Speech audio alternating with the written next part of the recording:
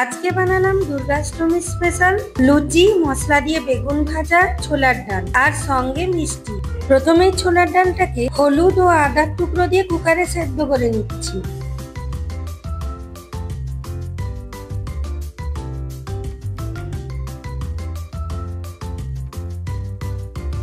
প্রথমেই তেল গরম করে নারকেলের টুকরোগুলোকে ভেজে নিলাম। এবার ওই তেলে গোটা জিরে, তেজপাতা ফোড়নে দিলাম আর দিলাম গোটা শুকনো লঙ্কা। 2 চামচ মতো আদা বাটা তেলে নেড়ে নিয়ে সেদ্ধ করা ছোলার ডাল ওর মধ্যে দিলাম।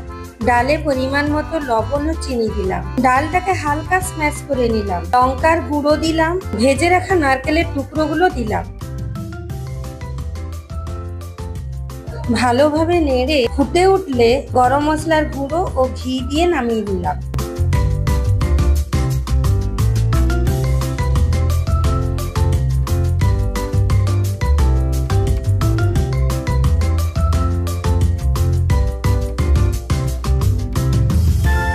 এবার বানাচ্ছি মশলা দিয়ে বেগুন ভাজা। বেগুনগুলোকে লম্বা লম্বি বোটা সমেত কেটে নিয়েছি। ভালো করে ধুয়ে লবণ মাখিয়ে নিলাম। এবার ওর মধ্যে হলুদ গুঁড়ো, লঙ্কা গুঁড়ো, জিরে গুঁড়ো, অল্প চাট মশলার গুঁড়ো দিয়ে ভালো করে মেখে নিলাম।